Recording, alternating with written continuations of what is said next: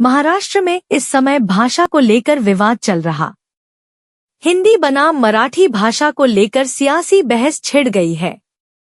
इसी बीच महाराष्ट्र के मंत्री नितेश राणे ने बयान दिया है।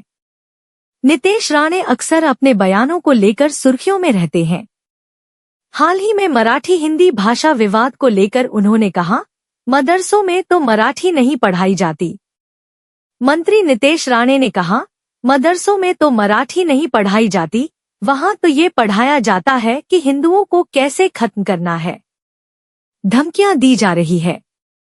उन्होंने आगे कहा, देश को इस्लामिक राष्ट्र बनाने की कोशिश हो रही है, इसीलिए हिंदुओं को एक होकर रोकना होगा। इसी के साथ निशिकांत दुबे के बयान को लेकर उन्होंने कहा कि हमारा उनके बयान को बिल्कुल समर्थन नहीं है। मराठी भाषा में दी जाए अजान। मंत्री नितेश राणे ने हाल ही में एक बयान में कहा था कि मदरसों में उर्दू की जगह मराठी भाषा पढ़ाई जानी चाहिए। साथ ही मस्जिदों में 5 वक्त की अजान भी मराठी भाषा में दी जानी चाहिए। इसी के साथ कांग्रेस की ओर से मुंबई में मराठी पाठशाला खोले जाने के फैसले पर मंत्री ने कहा, मराठी स्कूलों की क्या जरूरत है।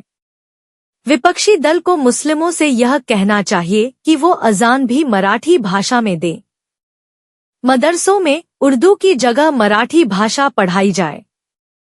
इसी के साथ राणे ने कहा, मदरसों में असली पढ़ाई तभी होगी जब वहां मराठी भाषा की शिक्षा दी जाएगी।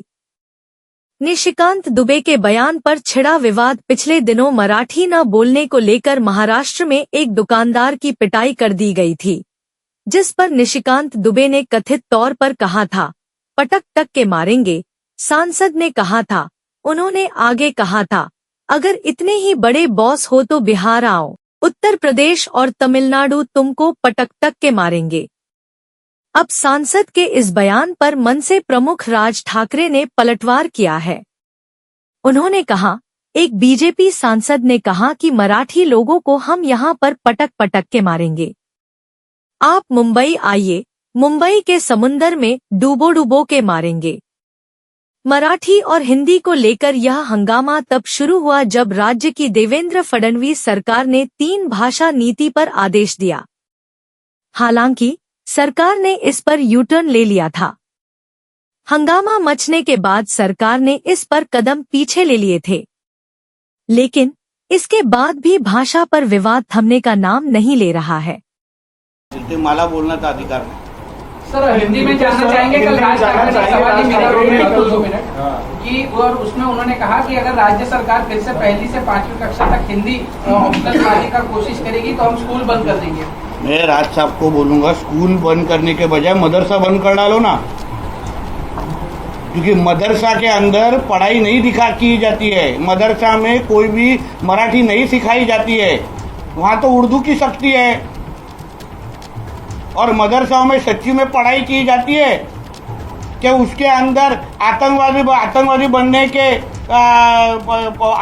बनने के लिए सब पढ़ाई की उसको सिखाया जाता है। कुछ महीनों पहले बुल्डाना के एक मदरसा में यमन के नागरिक मिले थे अपने को, सरकार को। बहुत मदरसाओं के अंदर तलवारें मिलती है, जिलेटिन की काड़ियां मिलती है। तो हमारे हिंदुओं की स्कूल बंद करने के बजाय ये जिहादों के माध्यम से चलाने वाले ये मदरसा को बंद करना चाहिए ना, कि वहां की कोई भी मराठी नहीं सिखाता। वहां तो हिंदुओं को कैसा खत्म करना है वो पढ़ाया जाता है अंदर।